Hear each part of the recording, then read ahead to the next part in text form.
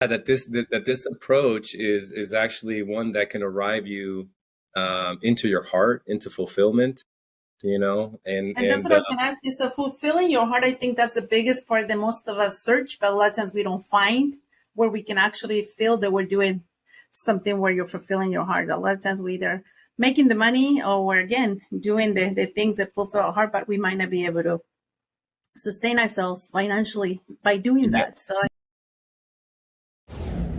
welcome to the Level Up Podcast. Our goal is that by listening to our podcast, you will be inspired to level up. With the help of some amazing guests, we'll be inspired by some inspirational success stories and find out how you can level up your business, your life, and your relationship with yourself. Because I know that by leveling up and balancing these three aspects of your life, you can make a difference and impact the lives around you. Level Up Podcast will be a series of interviews featuring successful professionals who are making a mark and a difference in their lives and others. They will share their incredible stories of how they did it, so you can be inspired and learn from the very best. Thank you so much, Francisco, for taking the time today to be with me. I'm very excited to have you on today. We're going to definitely dive into getting to know who you are, where you come from, your beginnings in the business and the industry, and just tell us about yourself. And that's kind of where we want to start up today. Well, thank you, Bertha. One, I appreciate the opportunity. Thank you so much for reaching out and kind of nudging me. And I appreciate the opportunity to be on your platform and to share a little bit about me. And I think to the greater point of what you're suggesting is to inspire others, right? Absolutely. So I'll share, I think, as a starting point, just a little bit about my own history and how I came into this real estate industry. I come from a privileged household, in the sense that my father was a really prolific entrepreneur here locally, my uncle as well. So I had the privilege of growing up in a household where I got to witness entrepreneurship. My father is an immigrant from Zacatecas, and so he had a very immigrant sort of desire in this country. He came to make his dreams come true. And so I had the luxury and the privilege to see someone of great caliber really go after it, That's amazing. And so they introduced me to books really early on, especially my uncle. And at 13, I was handed my first business book. And that really began my journey as an entrepreneur, and started to research and read everything I could in business and personal development and all those kind of things. And so when I got out of college at 22 with a degree in economics, I immediately went into the mortgage industry. Oh, wow. I didn't know that. Yeah, as soon as I got the degree in economics, and well, the truth is, I went and I attempted to work with my dad for like 5 months, and because I Okay. What type of business did your dad had and your uncle? it's a restaurant business. Oh, restaurant. Here, the Pancho Villas in Fontana, Oh Victorville. my God, that's awesome. Okay. Yeah, so they have mariachi, and it's this big thing.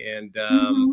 And so my uncle also owns restaurants, so they're both in the restaurant industry. And again, just kind of seeing all of that, I feel kind of prepared. And when I graduated, I got into working with him, and I just kind of felt at that point that it would make more sense for my own destiny to carve out my own path. Okay. And so that's when I went into the mortgage industry, and it was a pretty quick trajectory because I was bilingual. Yes. I served tables all through college. I was well read in economics and finance. I was bilingual, so it was just kind of an easy fit. Okay. And so I immediately gained a lot of momentum. And within about 2 years, I opened up my own mortgage brokerage. Mm-hmm. And within 3-4 years after that, I have 100 employees, 4 different offices through Southern California. And life is going along really well. And then the curveballs come. Now, Talk about those. 2006, 2007, 2008, I went in through a stage 3 cancer. Okay. Then after that, it was a multi-million-dollar business bankruptcy, and then a divorce.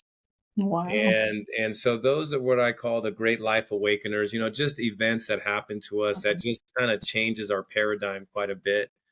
And that for me was my death and rebirth, my dark night of the soul. And as I came out of that, as I kind of had my own Phoenix moment there, and I decided I wanted to do business a different way. I had Okay. attempted to do business in the way that I learned about in the bookstores, and I just was trying to get to the top as quickly as I could and trying to make as much money so I could be happy. And what I realized going through that was that, money doesn't buy the happiness. And ultimately that's where I found, I think, a big portion of my path, which was, I ended up getting a master's degree in spiritual psychology from the University of Santa Monica. When I was Okay. in that process of the dark night, I found the university, and that's when I really started to get really clear about how you properly heal, Mm-hmm. um, and how you actually use psychology to heal. And so as I started to do the processes that I was learning, it really started to make a big difference in my business. Because prior to that, like, I imagine you're up at the top, and then you go way down, and then you're trying to get momentum again, and it just won't. I can't get momentum, Mm-hmm. and I just can't. No matter how hard I was trying, I wouldn't. But then as I started to heal, it was like my business started to take off. It started to Okay. gain momentum. And that's when I realized that there was this direct relationship between our internal world and our external world. And so as I continued on these pathways of healing, and I started kind of venturing into the shamanistic traditions and doing work with shamans, and doing, participating in the elemental kingdom and the plant kingdom, and doing those kind of things.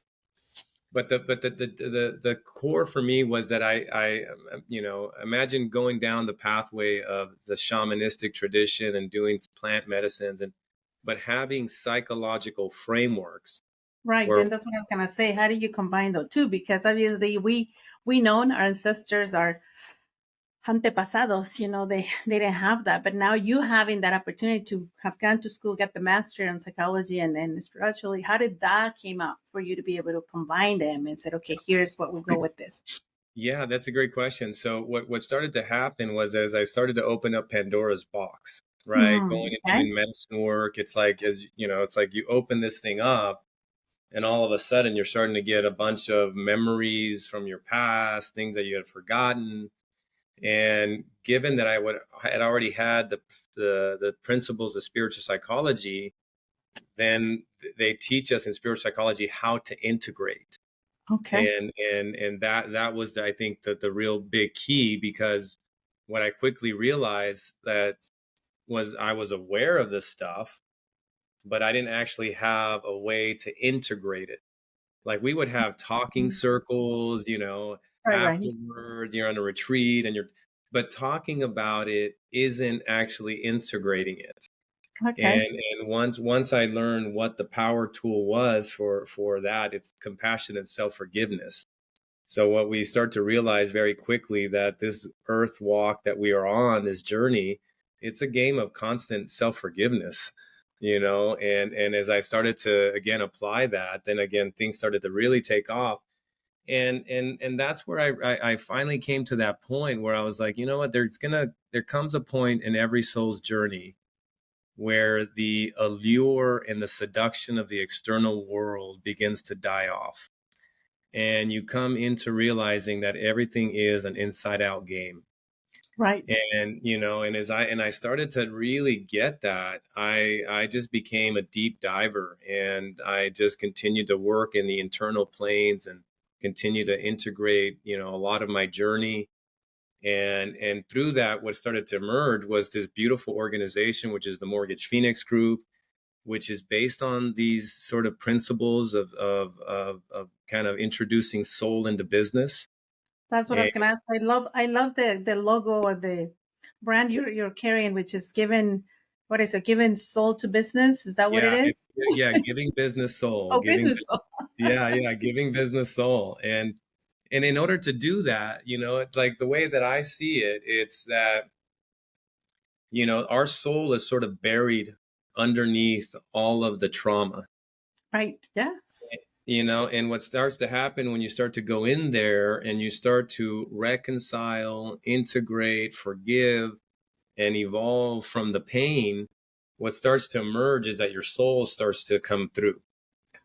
And so what I help entrepreneurs now do, given that I've taken this journey, is I take these entrepreneurs into themselves, so that they can begin this internal process of knowing thyself, of healing, so that they can bring their soul into business ultimately. Right. And the way that I see the soul, it's kind of like your philanthropy, because as you know, the soul is generous by nature. It's inherently generous. It wants to relieve pain and suffering from brothers and sisters. And so when we really kind of get into living from the soul, it's like that's where we start to choose our philanthropy, our love for humanity. And for me, as I sort of emerged from that space of the dark night, I wanted to build homes for women and children. And that became my philanthropy. So then I started to use my mortgage business to fund my That's what I philanthropy. was going to ask you. I've noticed, I've seen around your building the houses in what is it, Rosarito, Tijuana, Ensenada. Mm-hmm. Ensenada. And definitely that's something I'd love for you to touch into a little more. But let me ask you, so how do you get into this self-development, going into spiritually? It was just something that one day you woke up and said, okay, this is what I need to do now next? Or it was somebody that you got influenced by? How did that came about? I know you said you went to school, but it was something just one day showed up for you, or how did that came about? Yeah, I mean, so I've always, so imagine, when my uncle hands me my first book, he says to me, hey, leaders and CEOs, they read 6 to 8 books a month.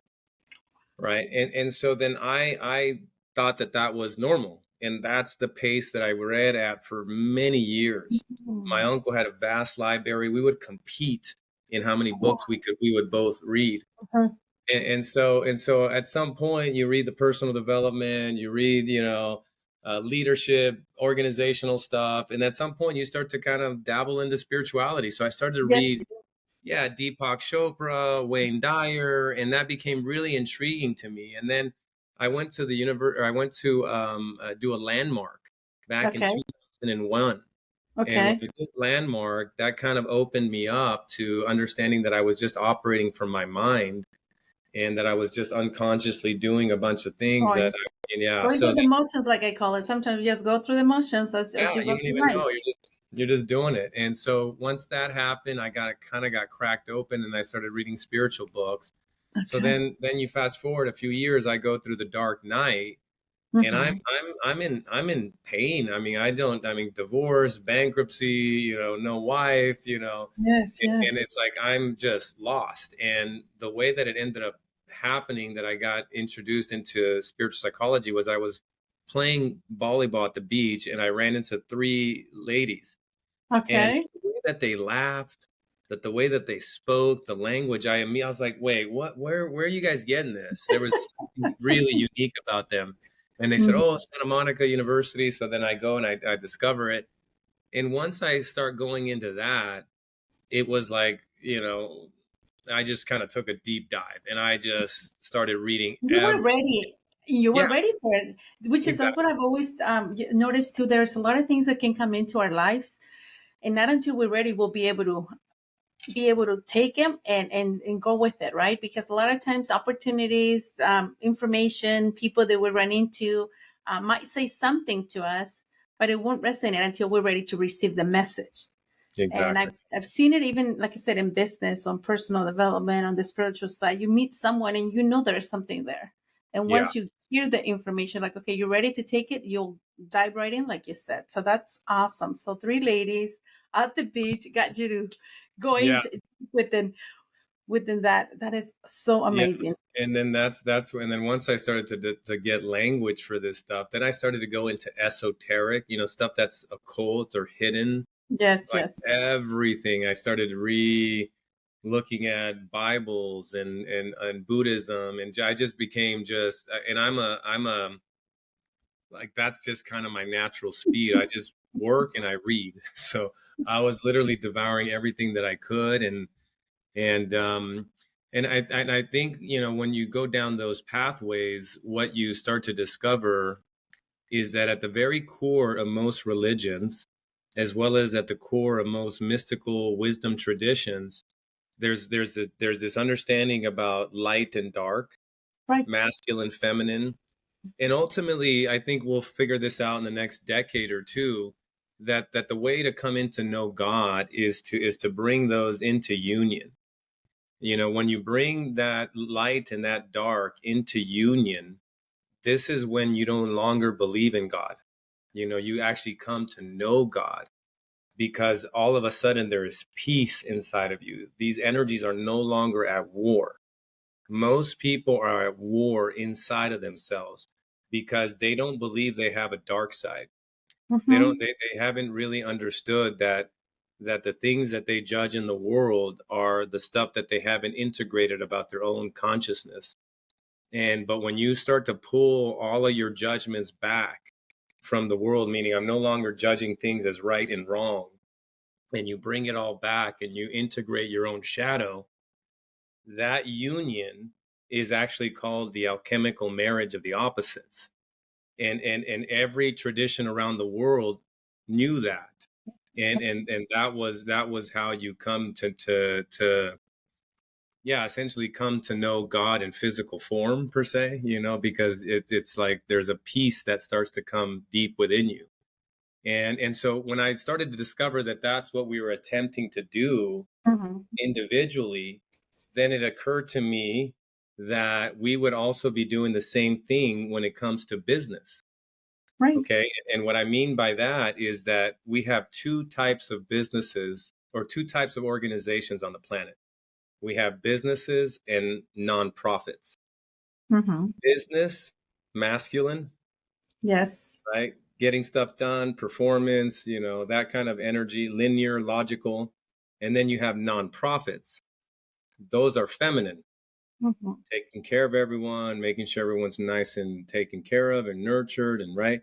And these two types of organizations have existed independent.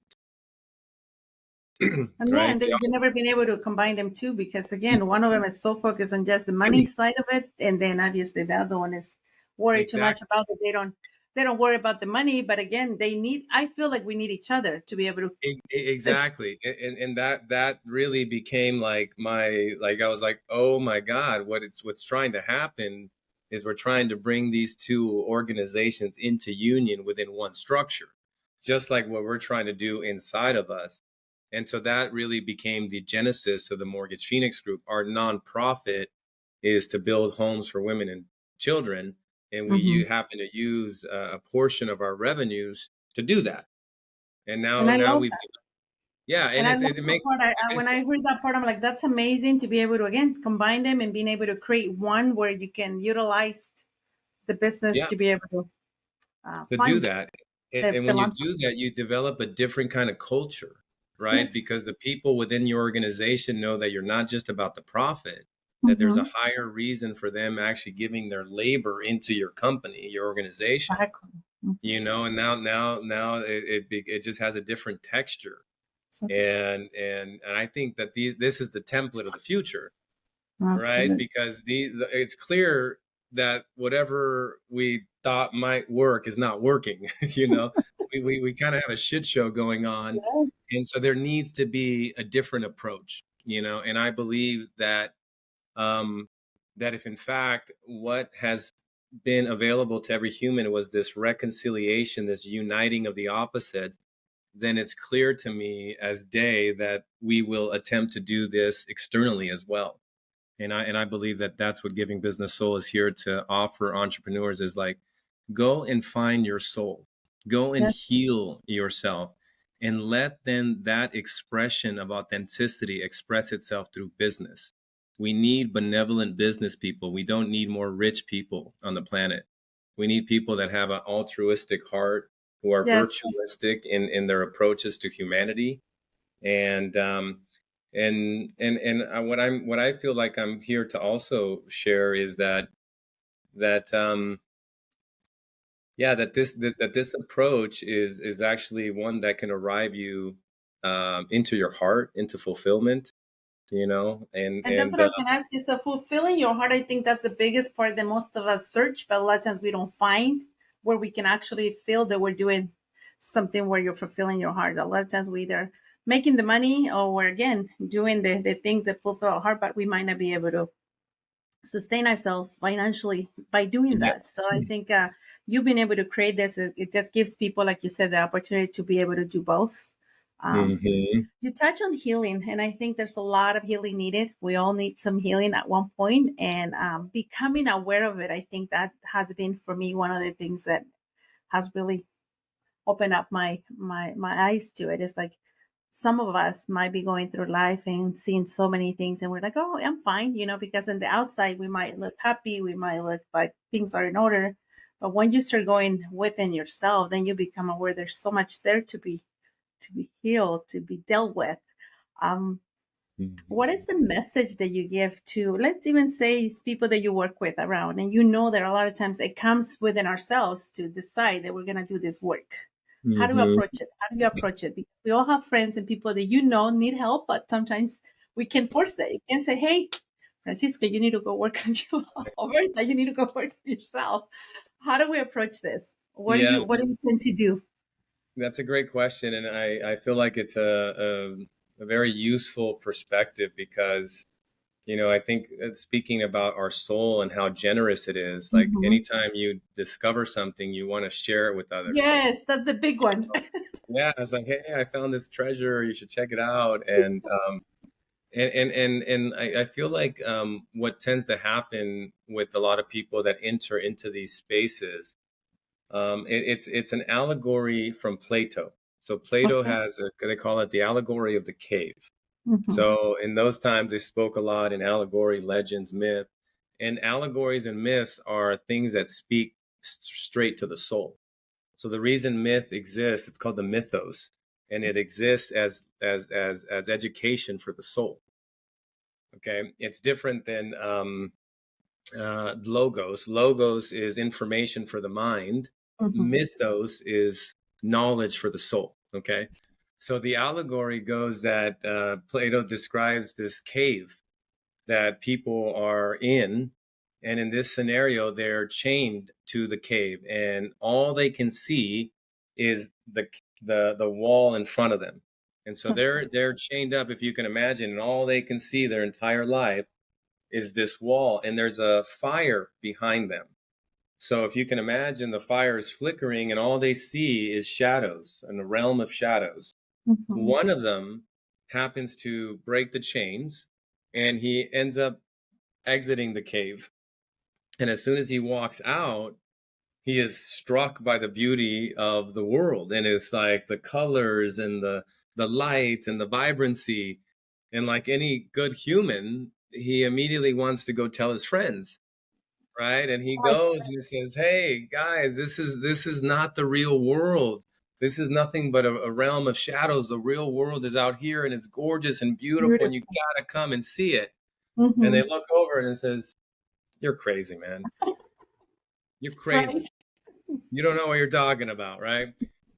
And I think that that's a really poignant story, right? Because I think that the real work is that we have to become an invitation for people. Okay. Our way of being is going to be the invitation where people then ask you, say, "Bertha, Right. you're doing something. Right. Something's different about you. I feel Mhm. you a little lighter. You're a little happier, a little bit more buoyant. What are you doing?" Doing that. Now it's fair game, Yeah. right? They're coming to you, right? Right. What I say that's embodiment, right? Embodiment is it takes effort and it takes work where you're not talking about it. Yeah. You're a living expression An of it. expression of it. Yeah. And when you can integrate that and have your body literally send out the information because you've integrated the knowledge so deeply that it literally brings people to you, you know? You don't have to try to sell anybody. Nobody's It's just gonna try to tell anyone. They'll ask you instead of you telling them. That's a great exactly. analogy. I love that, and it is so true. Even in business, you experience something and you want to share with the world, but not everybody's ready for it. It might take you as, like you say, you're crazy. That's not true. What are you Yeah, talking about? exactly. Tell me a little bit about the family. We want to get to know Francisco. You have kids. How many kids? What that looks like for you? Yeah, I have. So in that marriage, I had two children. I have Okay. two young men, Mhm. 19 and 17. Wow. Um, Okay. and yeah, they're quite a, I've enjoyed the process of being a father and Beautiful. raising them. I also kind of tend to think that they raised me, because I always wanted to, yeah, I think a lot of us in the Hispanic culture, we have had great parents, but not the best parents, and we had certainly a lot of trauma to unwind, which is fine. Like that's the role. Like I'm Right. glad that they're here and they came and give us opportunity to actually succeed and have sufficient resources financially where we can actually spend some time healing. Absolutely.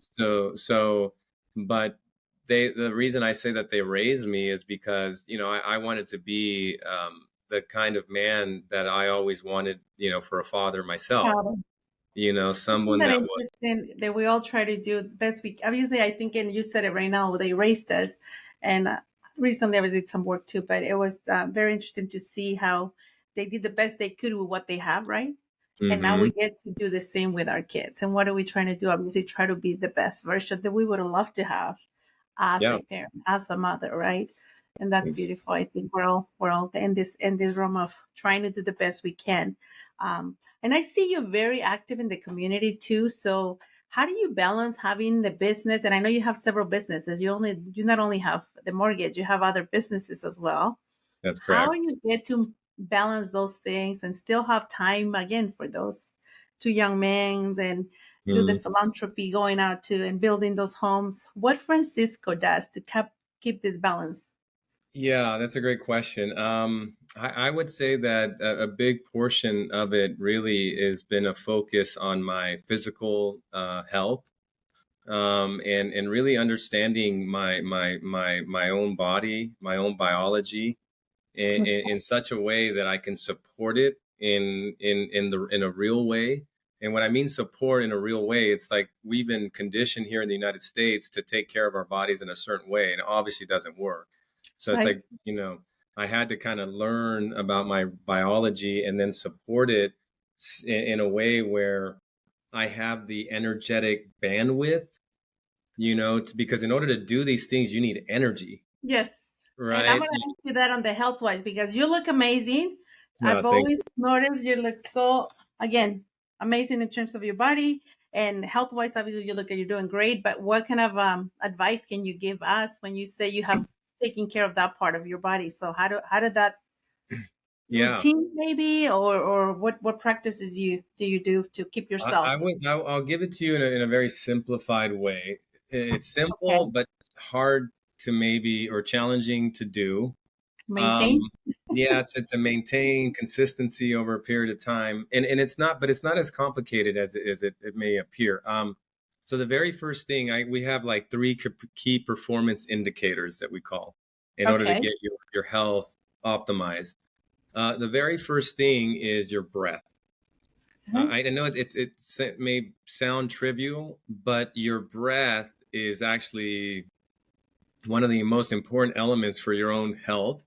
And it's just this idea of learning how to breathe through your nose all day and all night, which again, Okay. it's easy, like, okay, easy. But how often do we go unconscious in the middle of the day when we just start working and all of a sudden the mouth drops open and we start breathing? Or if we sleep and we don't use something to cover our mouth, we start breathing through our Breathing. mouth.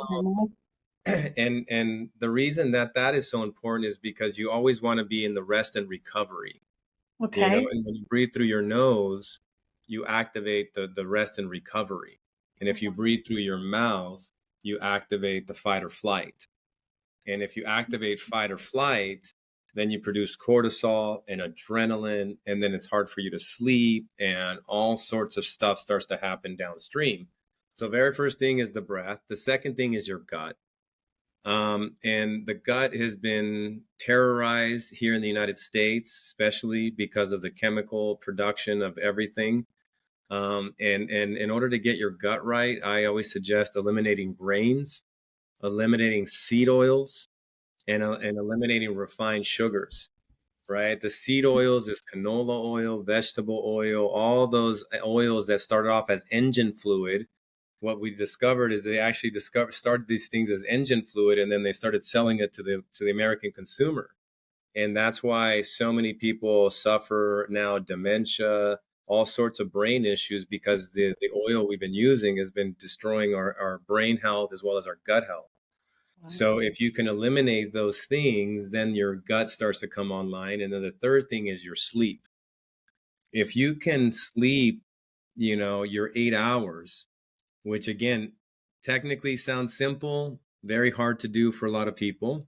But this idea of circadian rhythm, waking up by the sun, going to bed by the sun, that's called circadian rhythm. And when the human creature obeys circadian rhythm, you regenerate and you ward off disease. You're able to produce more chemicals that are needed to access flow states and different things like that. And when you get the 8 hours, then you can activate flow states, you can activate high performance, peak performance. But if we're depleted with the sleep, at some point the body just will not be able to produce the chemicals you need in order to get it done. So that's a big portion. It's just those three things: your breath, your gut, and your sleep. Yeah. And then obviously the movement is important. And as you have seen on some of my stories, I don't do the standard stuff that you see people doing. I'm always out in the sun. I was gonna say, you're always out doing something physically, but you're not at the gym. You're not using machines. So tell us, how does that different? Why would that be best than going? Most of us, again, go to the gym, weights, and doing machine stuff. So you do something completely different. I've always noticed that. Yeah. So think about it's this concept called superhuman protocol. Okay. Like when you think about us a couple thousand years ago, we had very pure oxygen. We had very pure earth and grounding and earthing, right? Pure light.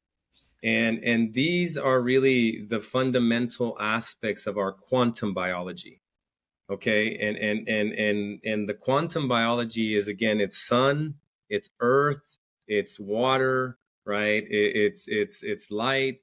And if you introduce that to your body daily, what starts to happen is your body starts to optimize, meaning your endocrine system starts to function better. And the endocrine system activates your pineal gland, your pituitary gland. But in order to do that, you have to get electrons from the earth, because essentially you discharge. You know how when you ground, the outlet, it's the same thing. It's the grounding helps to get rid of inflammation out of the system. And then when you're getting the proper light, that's informing your biology as well. Most people put on sunglasses when they're outside, but if you put on sunglasses, then it won't hit the eye. And if it doesn't hit the eye, it doesn't send the proper signal to the body to produce what it needs. Imagine if it's 12 o'clock in the middle of the day and you have sunglasses on.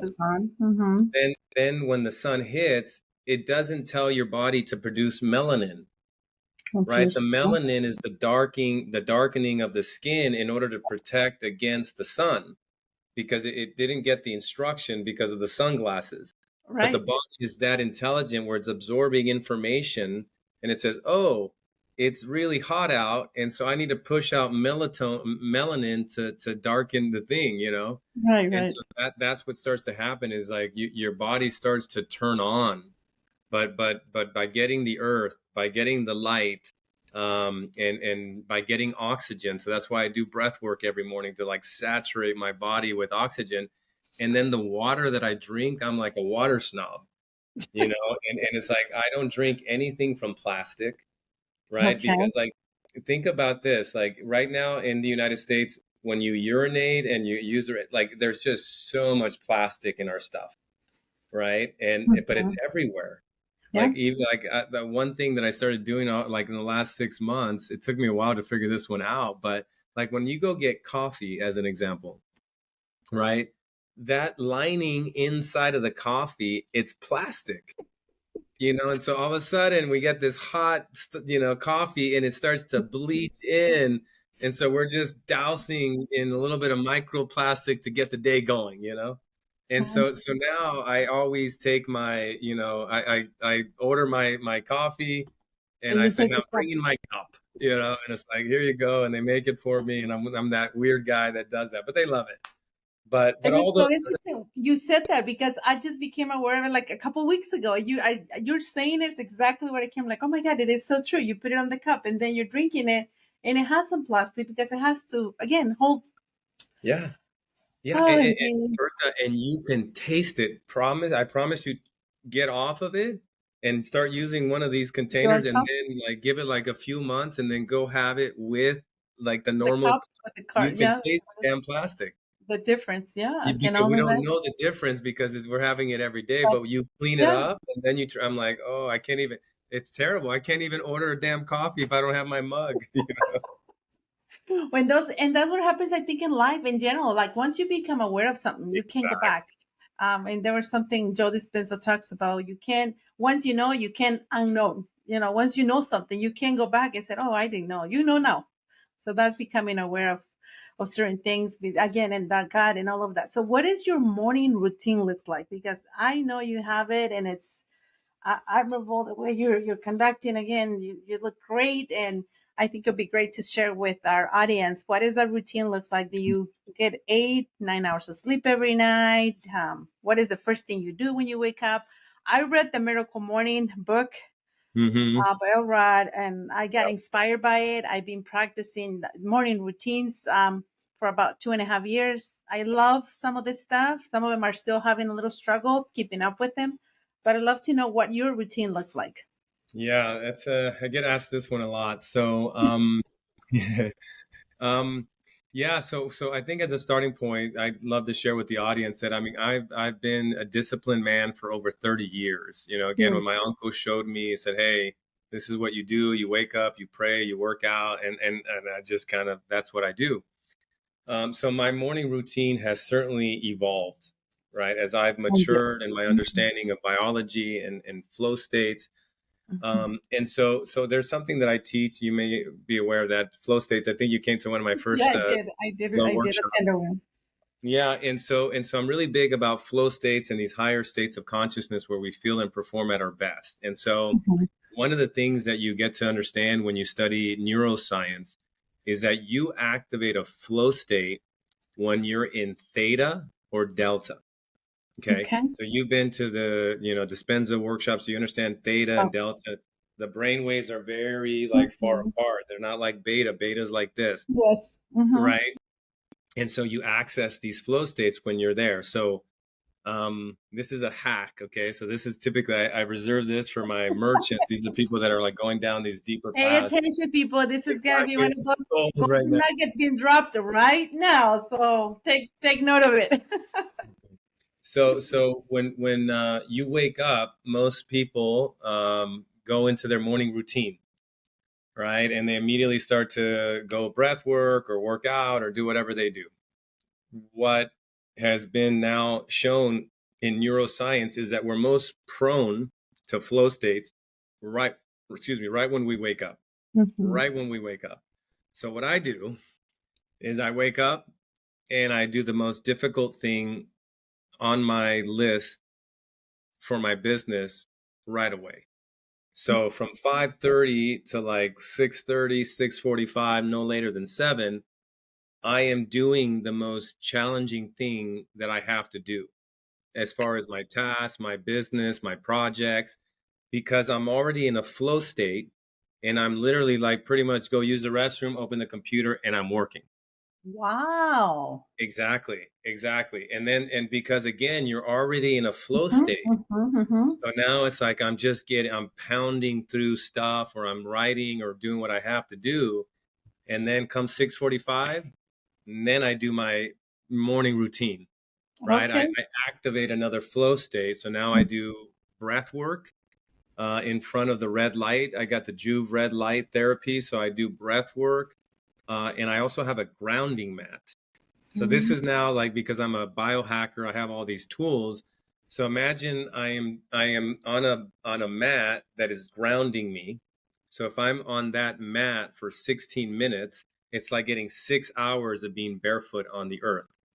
So I'm on this mat and I'm getting red light, which is the highest infrared light that my body can take in, and I'm doing oxygen work with breath work. Right. So it's like a 15-minute, process where I'm doing a breath work, but I'm at the same time getting grounded, getting light, and getting oxygen. That's kind of like that superhuman protocol. Right. And then after that, I get my water. I got a very specific water. I put electrolytes, I put aminos, and I call it my morning cocktail. And I put minerals in there. So it's like everything that my body pretty much needs is in a morning cocktail. And then I go out in the sun, and then I do my movement. And then after the movement, I typically do 33, 44, 55 minutes, depending on time. And then I go and I take the cold shower, and then I just have my morning, bulletproof coffee, and that's it.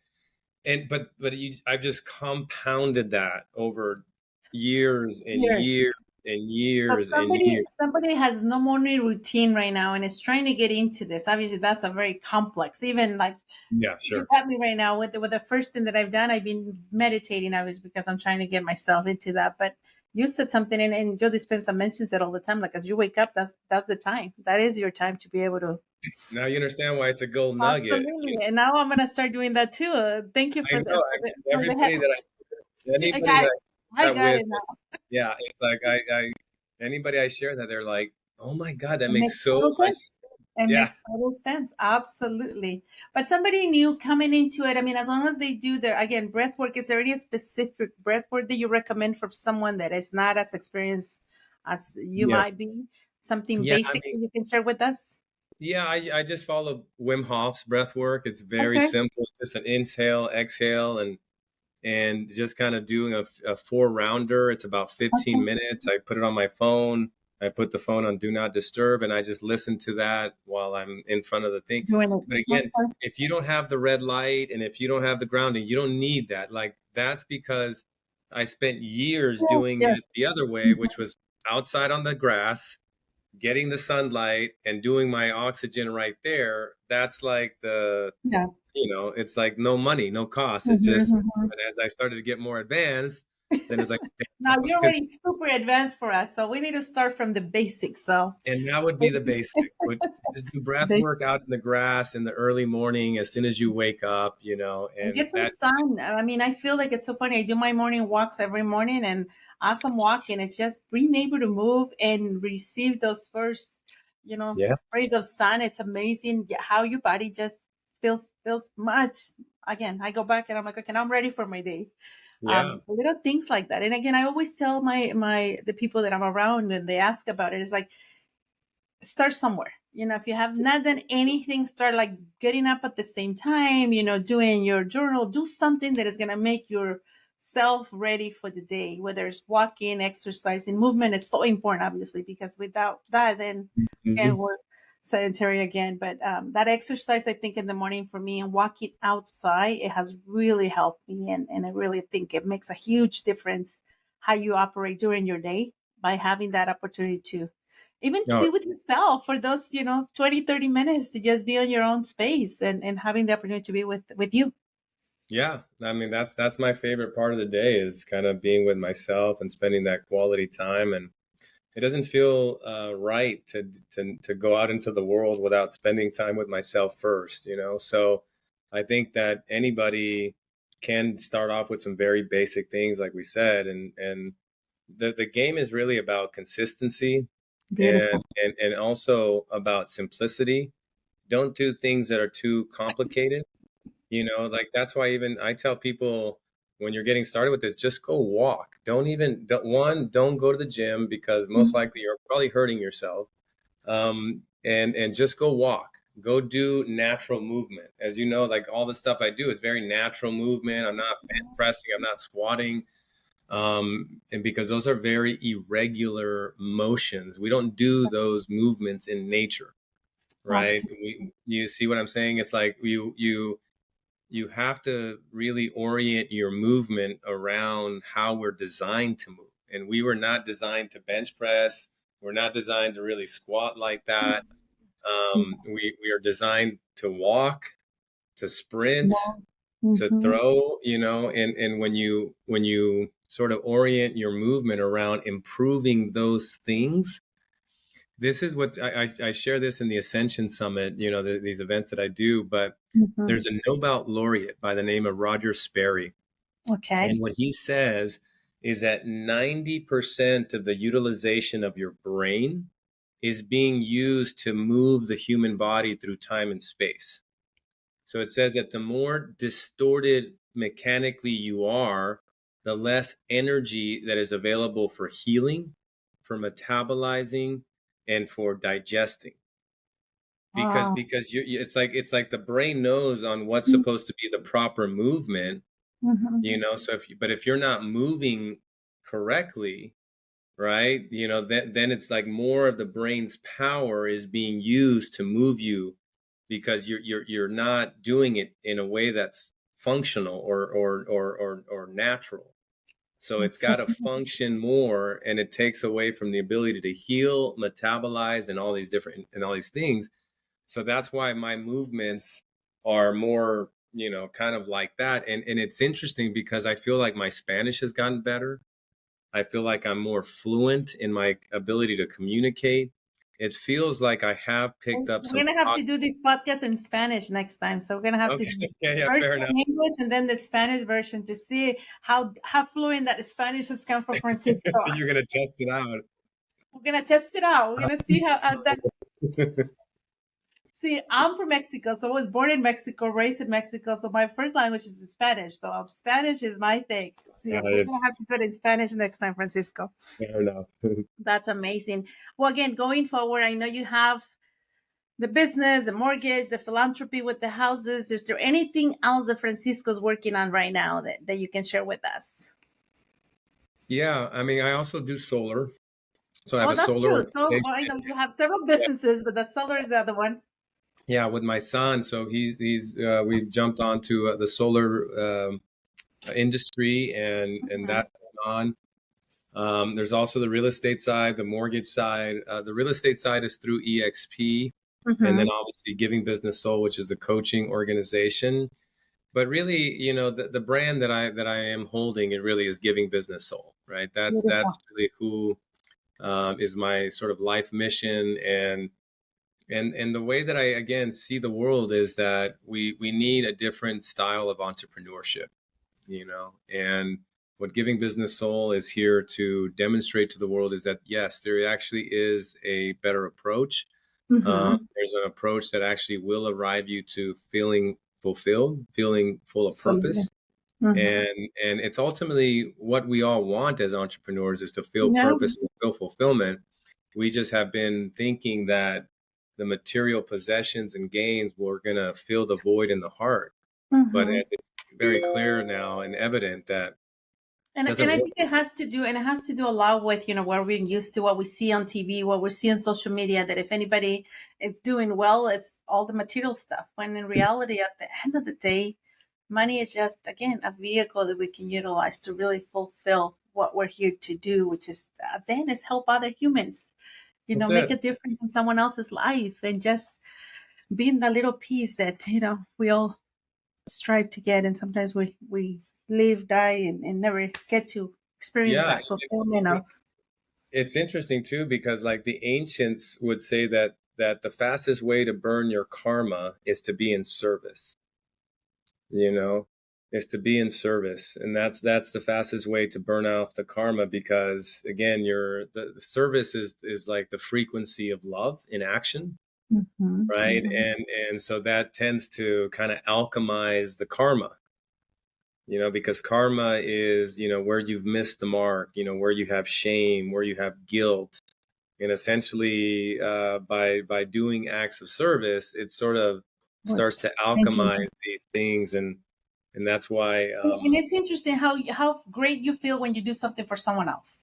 yeah, that's the It's test, just right? that simple. A lot of times it can be just as bringing a cup of coffee to someone else, and you just feel better about yourself. You did something for someone else.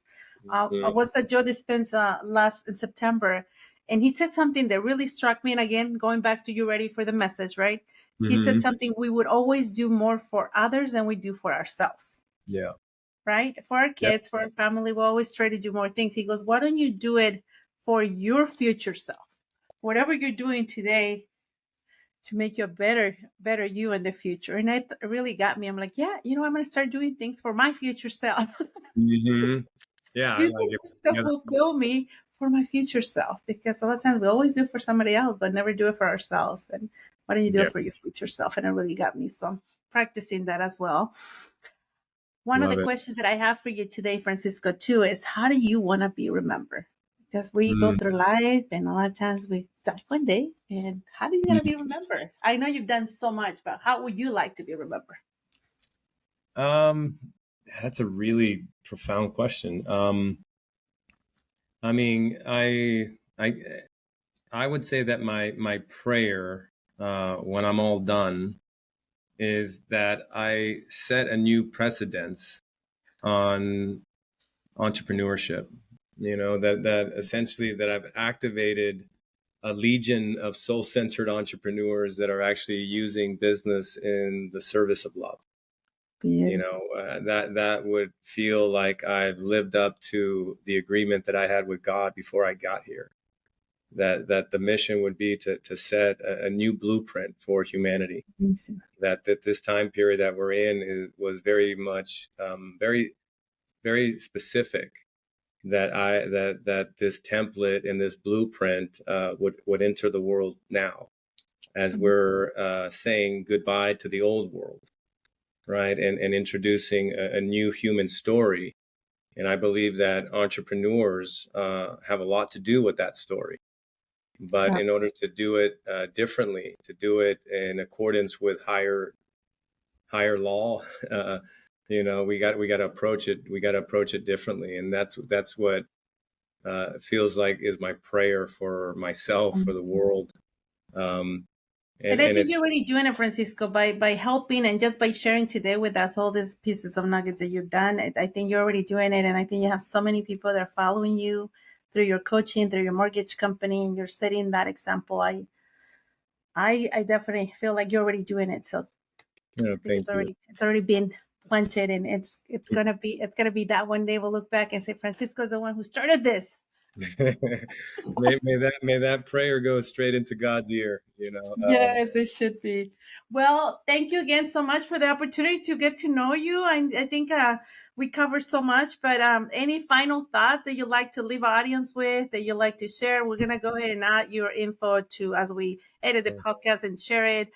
People to contact you and to be in touch with you. We'll definitely put the links in there. Is there any specific advice, any specific final thought that you'd like to leave us with? Yes, I would say, obviously, I know a lot of your viewers are going to be in the real estate space, mortgage space.